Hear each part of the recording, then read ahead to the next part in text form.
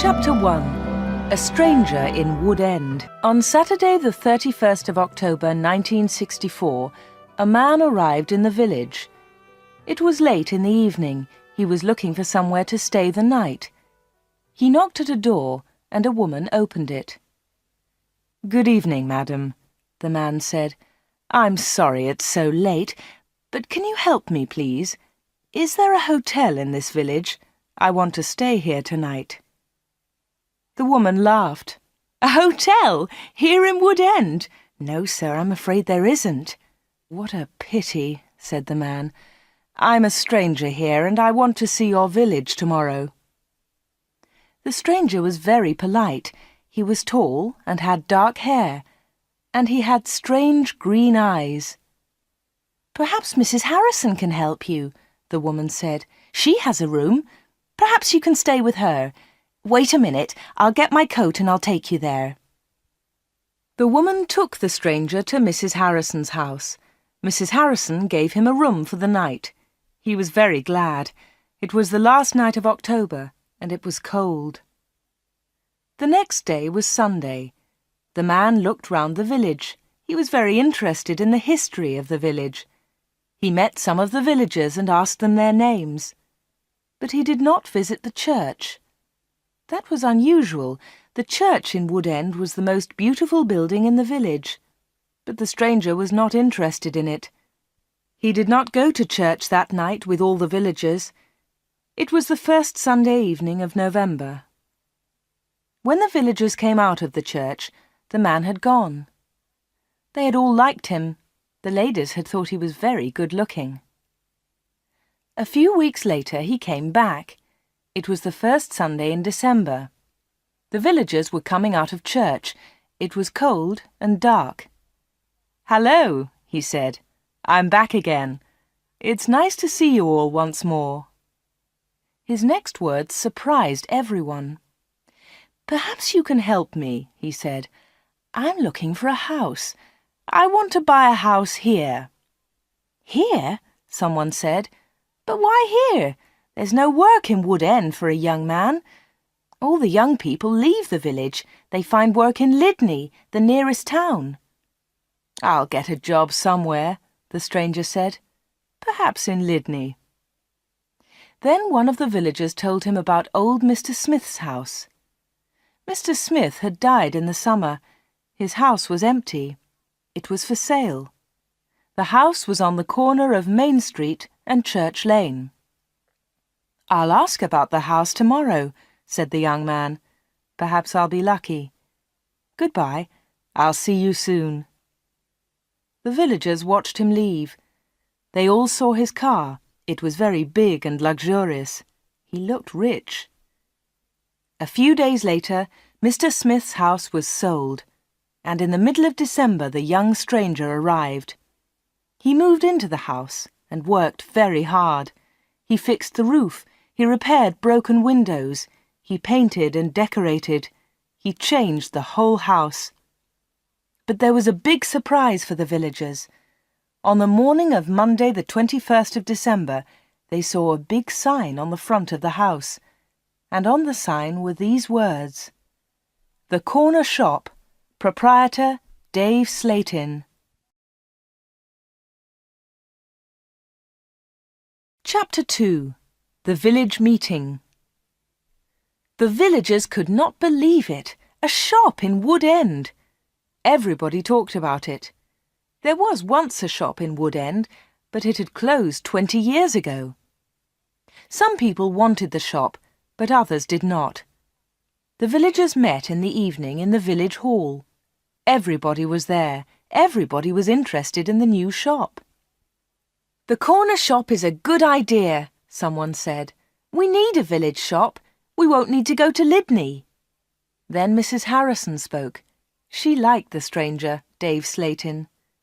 "I agree," she said. "A village shop is a good idea. It's too quiet here. Wood End needs a shop." "Nonsense," said Miss Brown. She was the village school teacher. "Lydney is not far away. There are lots of shops there." Soon everybody was shouting. Then Mr. Hart spoke. He was a very big man with a loud voice. "Listen, everybody," he shouted. "We've never had trouble in this village before. We've always been quiet and happy. Now this shop is causing trouble." "Let Mr. Slayton speak," someone said. "It's his shop. Let him speak." "Ladies and gentlemen," said Dave Slayton, "I don't want to cause any trouble. I'm still a stranger in your village. But I want to be one of you. I want to be your friend. I like the people of Wood End." He smiled, and a few people clapped. They liked him. "The corner shop will sell lots of things," he went on. "It will sell food and things for the house. Everything will be cheap, I promise." Everybody was listening carefully. "And I have another idea," he continued. "I'll sell village products." "What do you mean by village products?" asked Miss Brown. "I'll tell you, Miss Brown," he said. "I know that you make beautiful bread and cakes." Miss Brown smiled. Yes, she did make bread and cakes. Everyone knew that. "And you, Mr. Hart, I've seen your flowers. You grow beautiful flowers." Now Mr. Hart smiled. Yes, his flowers were beautiful. Everyone knew about them. "And Mr. Everett makes pots," someone said. "And Mrs. Davis makes dolls," said another voice. "And I do paintings of the village," said old Miss Lucy Gray. "Yes," said Dave, "you can all do something. You villagers are clever. You make lots of things. We can sell them to the tourists. In the summer, Wood End can make a lot of money." "But what about the money?" said Mr. Hart. "How will you pay us?" "That's a good question," said Dave. "And here's the answer. You'll bring your things to me, and I'll sell them for you. I'll keep some of the profit. You'll have the rest." "What a good idea," said Miss Brown. "Yes, I agree," said Mr. Hart. All the villagers agreed. Everyone in the village was happy with Dave Slayton's plan. The corner shop opened on Monday the 4th of January 1965. Soon the shop was busy, and Dave needed an assistant. The new assistant in the corner shop was Anna. She started work in late January.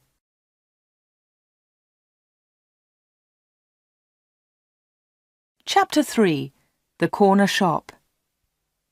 Dave Slayton kept his promises. Things at the shop were good and cheap. "How does he do it?" asked Mrs. Harrison. "It's winter, but he's selling lots of fruit and vegetables, and they're cheap. I never go to Lydney now." The other villagers agreed. The corner shop was a success, and Dave seemed happy. He paid Anna good wages. Sometimes her friend Peter helped at the shop, and Dave gave him money too. Dave advertised in newspapers, and the village products sold well. People from Lydney came to the corner shop. There were lots of visitors, and Wood End became more interesting. The villagers were surprised, but pleased. They were making a lot of money. Dave lived alone in a flat above the shop. He was very popular in the village, but no one ever went to his flat. No one ever saw inside it. At the bottom of the stairs there were 2 doors. One led into the stockroom. The other door had a notice on it. "Special orders only. Keep out." The door was always locked. Anna never went into the special orders room. "Why do you lock that room, Dave?" Anna asked one day. "What's in there?" "It's for special orders," he replied.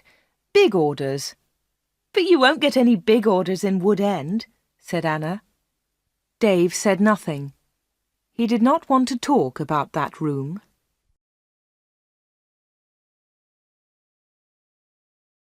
Chapter 4. A Beautiful Customer. For 3 months, everything was normal. Then, one day in April, an unusual customer came into the shop.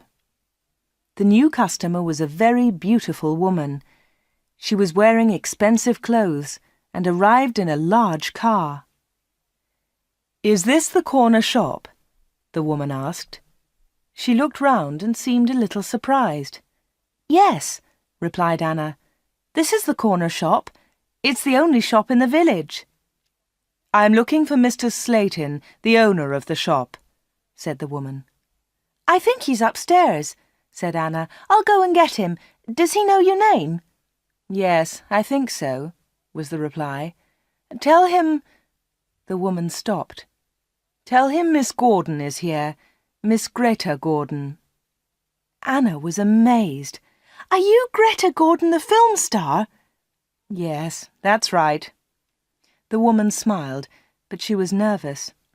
"Wait a minute," said Anna. "I'll tell Mr. Slayton that you're here." Anna ran to the bottom of the stairs and called, "Dave! Dave! There's someone to see you." "Who is it?" asked Dave from upstairs. "Miss Greta Gordon," shouted Anna. "It's Greta Gordon, the film star." "I'm coming," he said, and he came down immediately. "I'm pleased to meet you, Miss Gordon," he said. "Good morning," said Greta Gordon. She and Dave shook hands. She had beautiful hands, and she was wearing beautiful diamond rings. Anna had never seen so many diamonds before. Miss Gordon looked round. "Is this where you work, Mr. Slayton?" she asked. Once again she seemed nervous. "Yes," said Dave. "It's a small place, but it's big enough for me. Please follow me, Miss Gordon." Anna was surprised. Dave and Greta Gordon did not know each other. He did not call her Greta, and she did not call him Dave. He seemed to be in a hurry, and she seemed to be frightened. Anna watched them. Dave and Greta Gordon went to the back of the shop and into the special orders room. Greta Gordon was a special order customer. Anna thought that was very strange. She wanted to tell someone about Greta Gordon. Anna loved films. She wanted to tell Peter about the film star, but she had to stay in the shop. 10 minutes later, Greta Gordon came out of the special orders room. Dave went straight upstairs, and Greta Gordon came to the front of the shop. The film star looked terrible. She was pale. She was crying. Her eyes were red with tears. "What's wrong?" asked Anna. "Can I help you, Miss Gordon?" "No, thanks. I'm all right," said Greta Gordon. "Do you want to sit down?" said Anna. She got a chair, and the film star sat down. "Shall I get the doctor?" said Anna. "No, no," said Greta. "Please tell no one about my visit here. Please tell no one." Anna was disappointed. She wanted to tell everyone about Greta Gordon. She wanted to tell everyone about her famous customer. "I want to give you something," said Greta Gordon. "Here's a photograph of me. I'll sign it." She signed the photograph and gave it to Anna. "Please keep this," said Greta, "and please keep our secret. Please don't tell anyone." "All right," said Anna. "I promise." The film star kissed Anna. She held Anna's hands. What a beautiful woman, thought Anna, and what beautiful hands. Then Anna noticed something. The diamond rings were gone.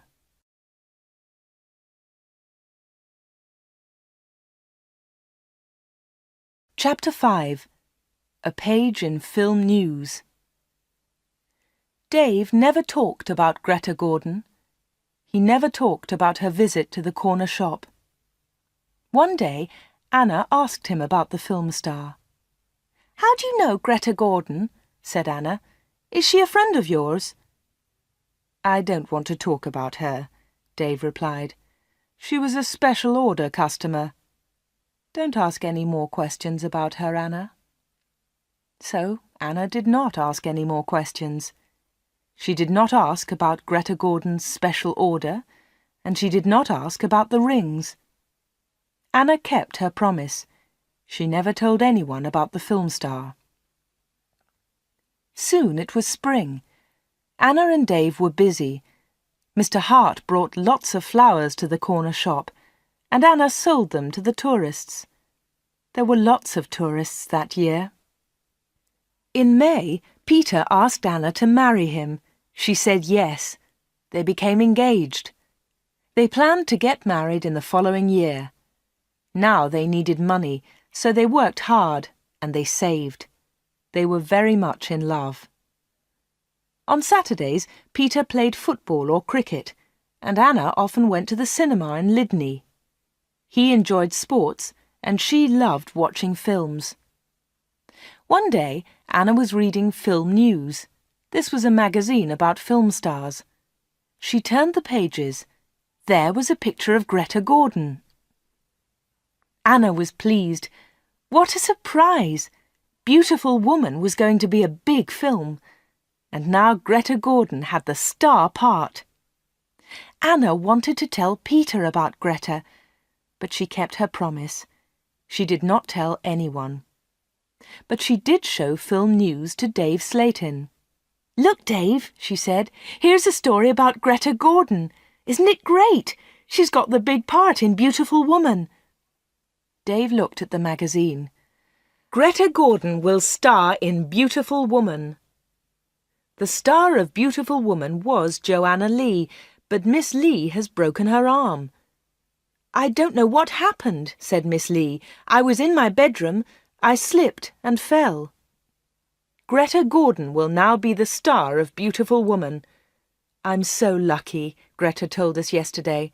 "I've always wanted the part. I can't believe it." "I don't know anything about films," he said. "Is Greta Gordon a big star?" Anna laughed. "Big star? Yes, she is. She's terrific." Dave didn't seem interested. "I hope she's happy with her big part," was all he said.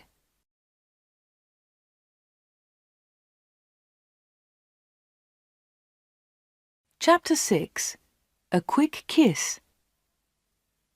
Summer tourists were arriving in Wood End. The weather was beautiful and the shop was doing well. But Anna was not very happy. She often thought about Greta Gordon's visit. Why had she come to see Dave? What had happened to the diamond rings on her fingers? There was another problem. Anna loved Peter and she was going to marry him. But she liked Dave too. Dave was older, but she liked him. All the women liked him. But Anna was very close to him all day. In the daytime, Anna was with Dave. In the evening, she was with Peter. Anna was living two lives. One life was with Dave, the other life with Peter. Then one Friday, Dave surprised Anna. "What are you doing tomorrow?" he asked her. "Would you like to spend the day with me? We can go anywhere you like. We can go in my car." "I'm sorry, Dave," said Anna, "but Peter wouldn't like it." "Don't be silly," said Dave. "We won't go far. I'll close the shop at lunchtime, and we can go to Lydney." Anna wanted to go with Dave, but she was worried about Peter. "Don't worry about Peter," said Dave. "He's always busy on Saturday." Anna thought for a moment. "All right," she said. "You take me to the best cinema and to the best restaurant. Then I'll come with you." "Of course," laughed Dave. "Anything you want, Anna." So the next afternoon, Dave and Anna went together to Lydney. They had a good time. Dave bought Anna a new, expensive dress. Then they went to a cinema and afterwards to a restaurant. Peter played cricket that Saturday. He never knew about Anna's day with Dave. He was playing in another village and returned to Wood End very late. Dave and Anna were also very late. Dave stopped his car near the corner shop. The night was warm. "Thanks, Dave," said Anna. "It was a lovely day." "I enjoyed it too," said Dave. He put his arm round her shoulders and kissed her. It was a quick kiss, but for Anna, it was wonderful.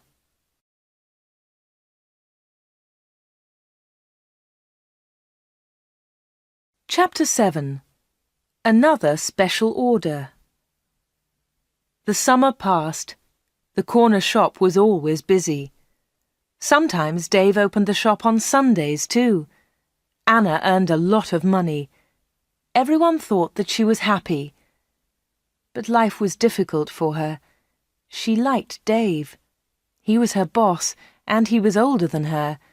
But Peter was her fiancé, and he was about the same age. Dave was quite rich, but Peter had no money. Dave bought Anna clothes, and he took her out. Peter did not buy her clothes and never took her anywhere. He was more interested in football. Anna did not like football. Now it was September. Peter played football every Saturday. One Saturday there was a big football match on television. Mr. Hart had the biggest television in the village, and he invited some people to his house. He invited Peter and Anna. On Friday, the day before the match, Anna was working in the shop all day. At 5 o'clock, she locked the shop door. 2 minutes later, the bell rang, and Anna went to the door. There was a young man outside. He was carrying a small case. "Hello," she said. "Can I help you?" "I hope so," said the young man. "I want to see Mr. Slayton."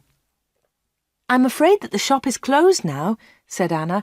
"We're open tomorrow morning." "But I've got an appointment," said the young man. Then Dave spoke behind Anna. She hadn't seen him. "Yes, I've been waiting for you," said Dave. "You're late." "I'm very sorry, Mr. Slayton," said the young man. Never mind, said Dave rudely. His rudeness surprised Anna. The young man seemed afraid. "But can you see me now?" he asked. "Yes," said Dave. "Come in." Dave turned to Anna. "Anna, it's after 5 o'clock. You can go home now." "I won't be long," said Anna. Dave was angry. "Hurry up and go home," he said. But Anna wanted to stay. She wanted to know about the young man. The young man followed Dave to the back of the shop and into the special orders room. Another special order, another special customer. Anna waited. But soon it was 5:30. Anna put her coat on and left the shop. She closed the door very loudly. Then she went round the corner and waited. Soon there was a noise. The young man was leaving the shop. Anna could not see him, but she could hear him. He was speaking to Dave. "Are you sure?" said the young man. "What do you mean?" asked Dave. "Is this the only way?" said the young man. "Yes, it is," said Dave. "Don't worry, everything will be all right. Goodbye." Anna heard the shop door close. She came round the corner and saw the young man. He was walking quickly to his car. Anna noticed immediately that he was not carrying his case. She followed him. "Excuse me," she said. "You've forgotten something. You've left something behind." The young man turned round. Anna stopped. Suddenly she was frightened. The young man's face was white. It was white with fear. "Please go away," said the young man. "Leave me alone. I want to go home. Leave me alone." He got into his car and drove off. Anna stood in the street and watched him. She was thinking. Why had the young man come to the corner shop? What was his special order? And why had he left his small case with Dave Slayton? Chapter 8. The Football Match. The next day was the day of the big football match. Mr. Hart had invited about 10 people. Anna did not watch the game.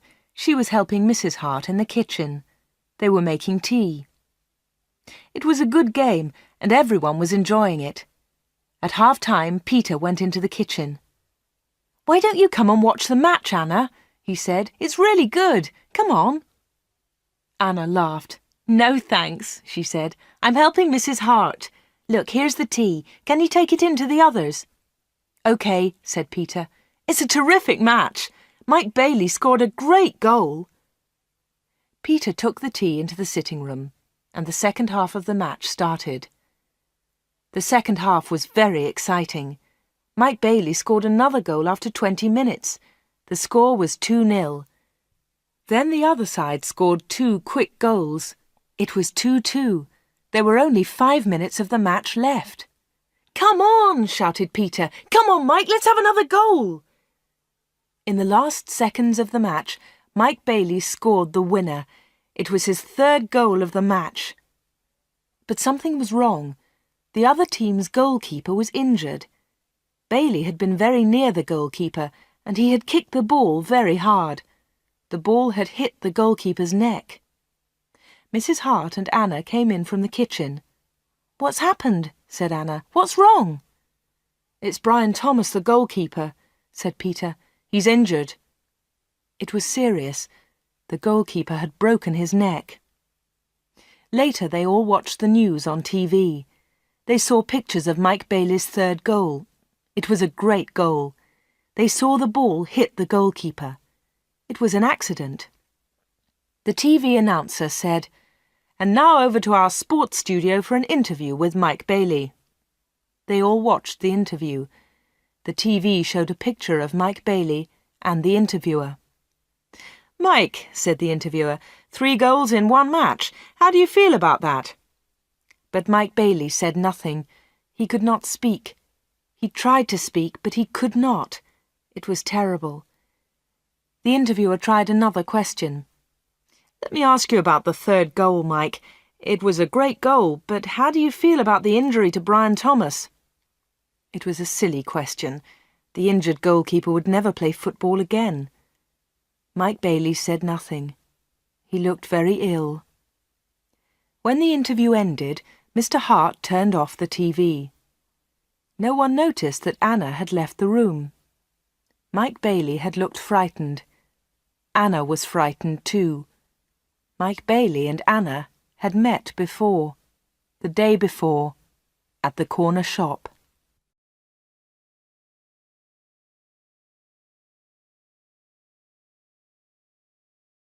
Chapter 9. A Secret Weekend. Anna did not know what to do. She was only 17, but sometimes she felt much older.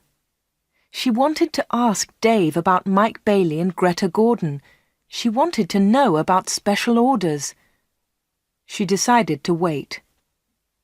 One day, Dave and Anna were alone in the shop. "How's Peter?" asked Dave. "He's fine, thanks," said Anna. Dave smiled. "Is he still playing football?" "Of course he is," said Anna. Dave laughed. "You don't see him very much, do you, Anna?"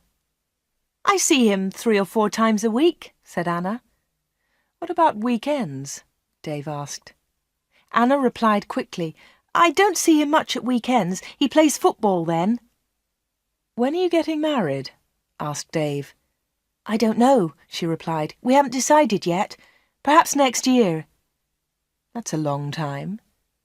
Dave smiled at Anna. Anna felt afraid. She also felt excited. She didn't know why. "Sometimes you're bored, Anna, aren't you?"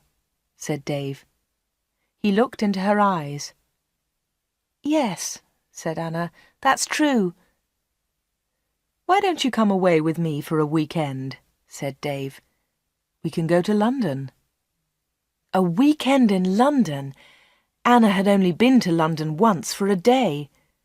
Anna was excited, but she was also afraid. "I don't know," she said. "I must think of Peter." "Oh, forget him," said Dave. "He'll never know. Come with me and we'll go to the best shops. We'll go to the best cinema. Will you come with me?" Anna said nothing. Suddenly she had an idea. She looked at Dave. "Perhaps I'll come with you," she said. "Good," said Dave. "That's great." "But first," said Anna, "I want to ask you something." "What do you want to know?" he said quietly. "I want to know about your special orders." "Very clever," said Dave. "You're a village girl, but you're very clever, Anna." "Village girls aren't stupid," said Anna. "Now tell me about your special orders, then I'll come to London with you." Dave was angry. "One question. You can ask me one question," he said. Quickly, Anna asked, "Why do people come to you? Why—" "One question! Only one!" shouted Dave. "All right," said Anna, "but don't shout. Tell me, why do people come to see you?" Dave thought about his answer. He spoke quietly. "They come for help," he said. "They need help, and I sell help to them. That's all." Anna didn't understand. "What sort of help?" she asked. "One question," shouted Dave. "I've answered your question." Anna said no more. She and Dave had made an agreement. Anna had asked her question. Dave had answered it. Dave had invited Anna to London for the weekend, and Anna went with him.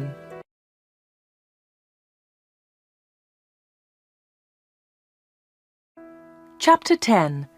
A Quarrel. Anna enjoyed the weekend. They arrived in London late on Friday evening and stayed at a big hotel. On Saturday they went shopping, and in the evening they went to a cinema. On Sunday they went to a park. They came back to Wood End on Sunday evening. It was the last Sunday in September. On Monday, Anna went to the shop. It was not so busy now. Summer was over. Most of the customers were villagers. It was a cold autumn. On Monday evening, Peter came to see Anna. "Hello," said Anna. "Did you win on Saturday?" "No," said Peter. "We didn't win, and I didn't play." Anna was surprised. "You didn't play? Why not? What was wrong?" "I didn't feel very well on Saturday morning. I stayed in Wood End. I was in the village all weekend." Anna's face was red. Her voice was quiet. "Are you feeling better now?" she asked. "No," said Peter, "and you know why." Anna tried to look surprised. "Me?" she said. "Oh, Anna," said Peter, "you know what's wrong. It's you and Dave Slatin." "What do you mean, me and Dave Slatin?" said Anna quickly.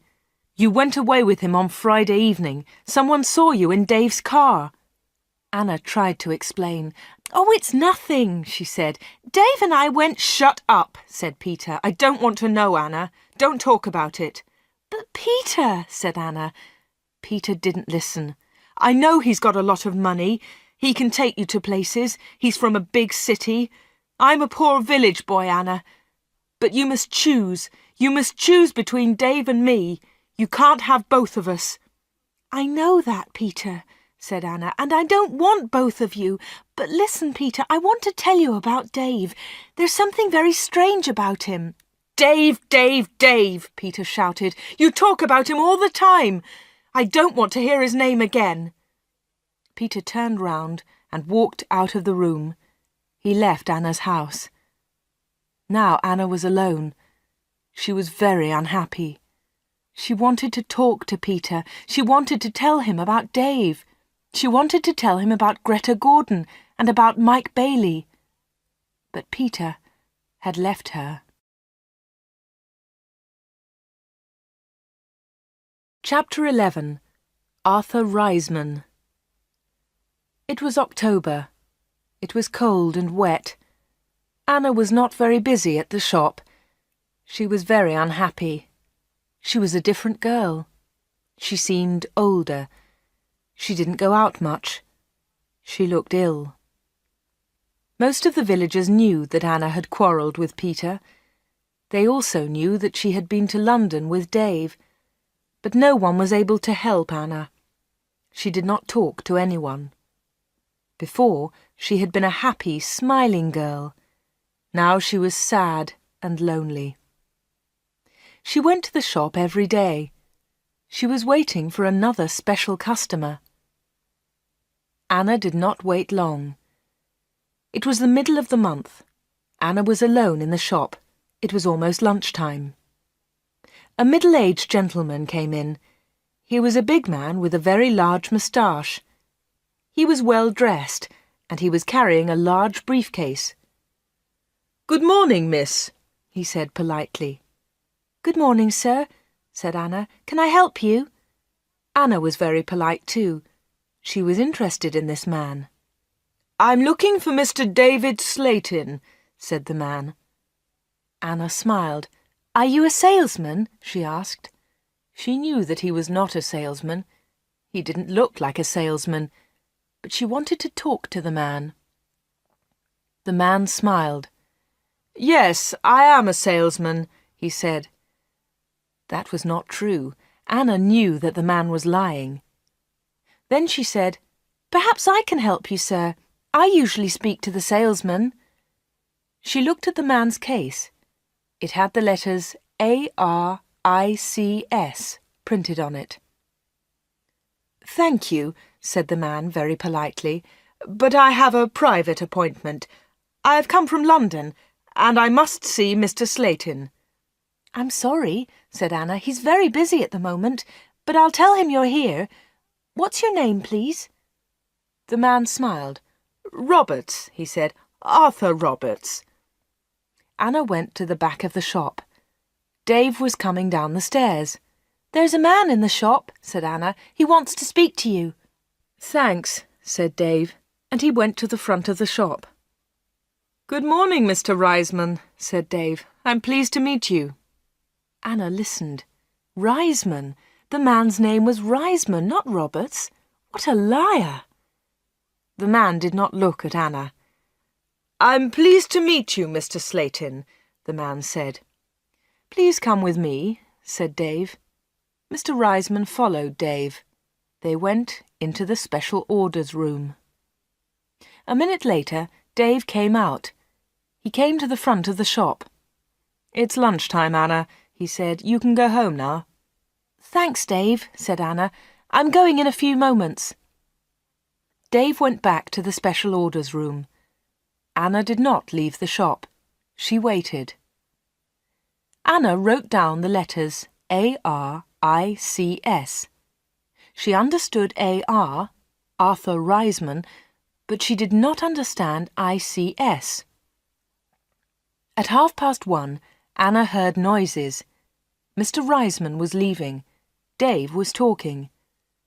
"Thank you, Mr. Reisman," said Dave. "And thank you," said Mr. Reisman. "You have helped me a lot." "Good," said Dave. "Goodbye, Mr. Reisman. My assistant isn't in the shop, but you can open the door. Goodbye." Dave went upstairs, and Mr. Reisman came into the front of the shop. Anna was sitting quietly in a corner. "Oh," said Mr. Reisman, "I thought you had gone home." "No," she said. "I decided to have lunch in the shop today." Anna and Mr. Reisman looked at each other. They didn't like each other. There was silence. Anna spoke first. "Would you like to buy some bread, Mr. Roberts?" she said. "Reisman. My name is Reisman," said the man. Anna smiled. "I'm so sorry," she said. "Would you like to buy some homemade bread, Mr. Reisman?" "It looks delicious," said Mr. Reisman. He was very polite again. "Yes, I'll take some, please. My wife will love it." "Here you are," said Anna. She put the bread in a bag. Then she said, "You can put it in your briefcase." "My briefcase?" said Mr. Reisman. "I haven't got a briefcase." "I think you've forgotten it," she said. "I'll go and get it for you." Anna moved towards the back of the shop. Mr. Reisman stepped in front of her. He held her wrists. He was very strong. "Listen to me," he said. "I don't want that briefcase. Leave it there." "All right," said Anna. "Please let me go. You're hurting me." Mr. Reisman let go of Anna and turned towards the door. He left the shop hurriedly. He hadn't taken his bread with him. Anna watched Mr. Reisman leave. Her hands were still hurting 5 minutes later.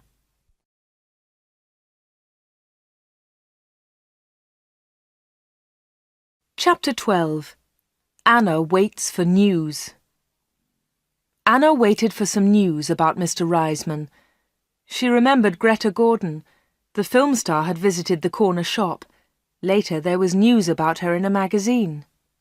Mike Bailey had visited the corner shop too. Later there was a lot of news about him on TV. And now Mr. Reisman had visited the corner shop. Anna was waiting for some news about him. All 3 visitors had been special customers. They had all seen Dave. They had all been in the special orders room. And they had all left something with Dave. Greta Gordon had left her diamond rings. Mike Bailey had left his case. Mr. Reisman had left his briefcase. Anna wanted to find out more about the 3 special customers. She thought about Mr. Reisman.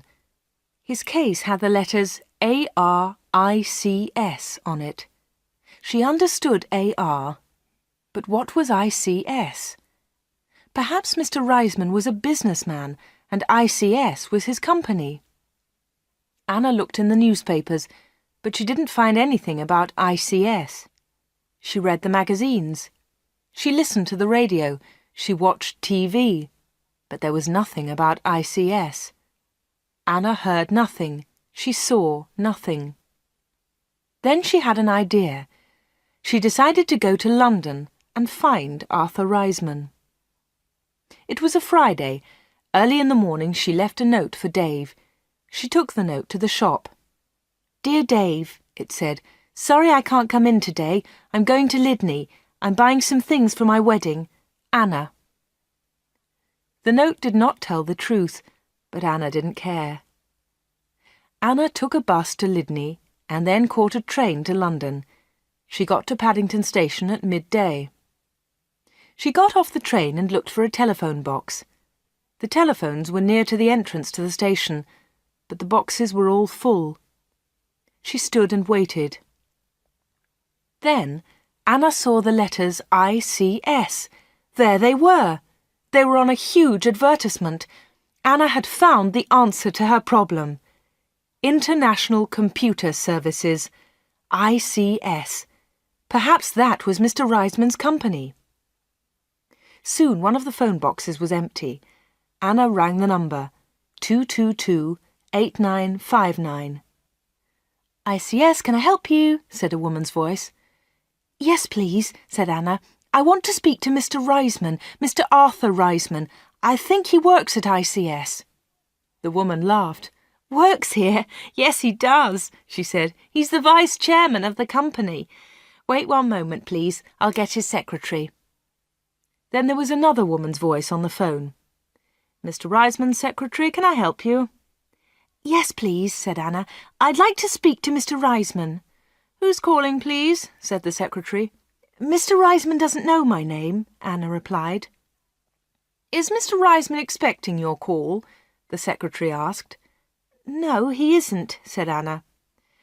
"I'm afraid he can't speak to you now," said the secretary. "He's at a meeting now, and he's flying to Switzerland in an hour's time." "But I must speak to him for a few minutes," said Anna. The secretary became annoyed. "That's impossible," she said, "but I can take a message." "No, thanks," said Anna. "I'll call again next week. Will Mr. Reisman be back then?" "Yes, he will," replied the secretary. "Goodbye." And she put the phone down. Anna had found Mr. Reisman's company, but she hadn't spoken to him. Anna spent the afternoon in London. She went to see a film, then she had tea in a small cafe near Paddington Station.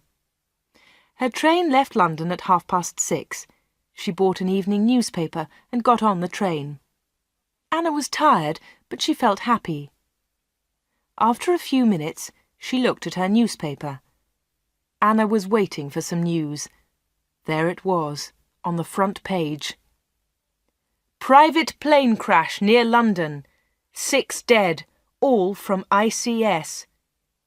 6 people were killed this afternoon in a plane crash at Enfield near London. The plane was flying to Switzerland. The passengers were all from International Computer Services, ICS. Among them was Mr. Alfred Gluck, the chairman of ICS. Mr. Arthur Reisman, vice-chairman of ICS, told us, "I'm lucky to be alive. I was at a meeting today. The meeting went on for a long time, and I didn't catch the plane." Mr. Reisman will probably be the new chairman of ICS.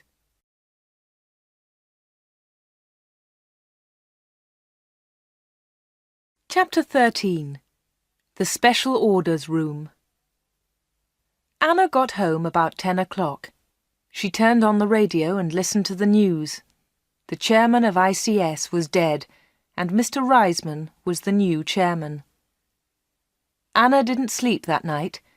She was thinking about Dave Slayton and the special orders. What were they? What was Dave Slayton doing in that room? On Saturday morning she went to the shop. Dave said nothing to her. He was angry because Anna had not worked on Friday. He didn't ask about her day off, and Anna didn't tell him about it. At 11 o'clock, Dave left the shop.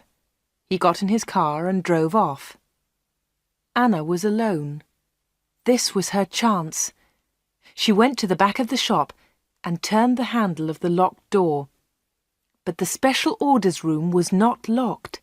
Dave had forgotten to lock it. Anna opened the door and went into the room. It was a small room, dark and hot. Anna turned on the light, but it was not a very strong light. She looked round the room. There was a small table, 2 old chairs, and a lot of boxes. That was all. Special orders? There were no order books, no papers, no pencils. Anna walked round the table. It was difficult because there were a lot of boxes on the floor. Anna opened one of the boxes and looked inside. She found some old magazines and newspapers. Underneath, there were some dirty old clothes. But underneath the clothes, she discovered some money. Lots of money. British money, French money, American, German. There was money from all over the world. Anna was amazed. She had never seen so much money before. She looked round again and found Mike Bailey's case. It was empty. Then she found Arthur Reisman's briefcase. That was empty too. Then Anna looked into a bigger box. Inside it were some dolls with broken arms and legs. One of the dolls was very beautiful, but it had a broken arm. Anna put it on the table. Then Anna found a book about football. Inside there were some pictures of footballers, but the pictures were all torn. Anna put the book on the table. Anna looked into the box again and found some little cars. Most of them were broken. She found a small model aeroplane. It was broken too. Anna put all these things on the table. What a strange collection. There was the money, the broken doll, the toy cars, the model aeroplane, and there was the football book with the torn pictures. Anna looked at the things on the table. What were they for? Why did Dave Slayton keep them in this locked room? Suddenly Anna jumped. There was a noise behind her. Someone was standing at the door.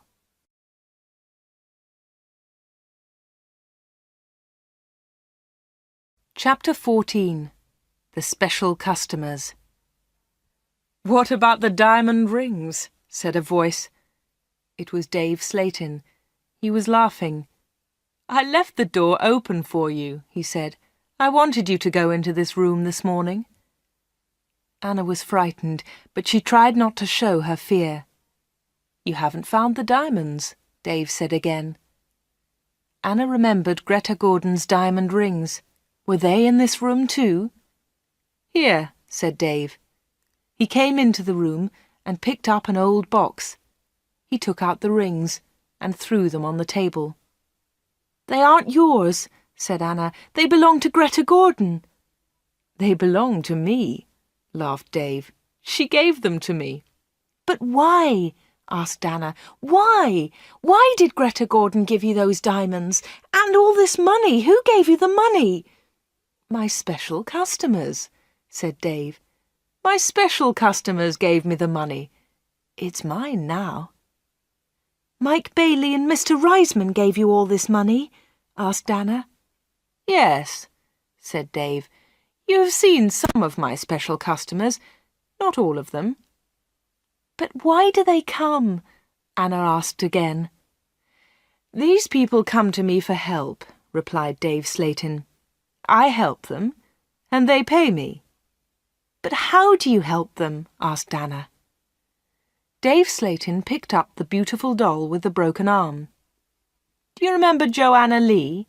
he asked Anna. Anna thought for a moment. "Joanna Lee?" she said. "Yes, of course I remember her. She's the actress who broke her arm. Greta Gordon got her part." "That's right," said Dave Slayton. "This doll is Joanna Lee." Anna felt more afraid. What kind of man was Dave Slayton? Dave Slayton pointed to a torn photograph in the football book. "Who's that, Anna?" he asked. Anna remembered the face. She had seen it on TV. "Brian Thomas," she replied. "He's a goalkeeper." "He was a goalkeeper," said Dave Slayton. Anna was terribly frightened now. Dave Slayton was an evil man. Dave Slayton moved close to Anna. He picked up the broken aeroplane. "And what do you think this is?" he asked Anna. Anna knew the answer, but she was too afraid to speak. Dave Slayton took Anna's arm and held it tightly. Anna tried to move away. Dave Slayton laughed and held Anna more tightly. "Listen, Anna," he said quietly. "I want you. I need you. Marry me, Anna. Don't marry Peter. Marry me."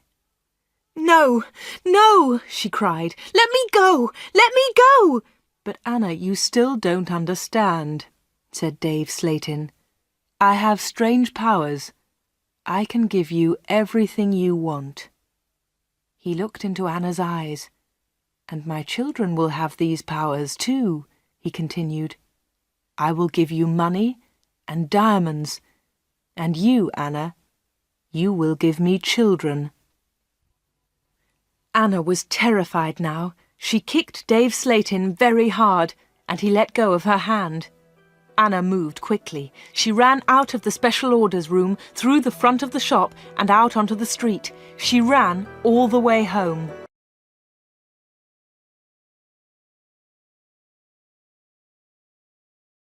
Chapter 15. The 31st of October. When Anna got home, she felt terrible and went to bed. In the evening, Peter came to see her, but Anna was ill in bed. "I'll come and see Anna tomorrow," Peter told Anna's mother. Again, Anna did not sleep all night. The next day, Sunday the 31st of October, was a terrible day for Wood End. Anna stayed in bed. She had a fever, and her mother phoned the doctor. The doctor came immediately. "Anna's very ill," said the doctor to Anna's mother. "I'm worried. I don't know what's wrong with her. I'll come back again tonight." That afternoon, Peter came to Anna's house. He tried to speak to Anna, but she was too ill. He sat quietly beside her bed. At about 7 o'clock, Peter heard shouting in the street. He went to the window and looked outside. People were running and shouting, "Fire! Fire! Fire! There's a fire at the corner shop!"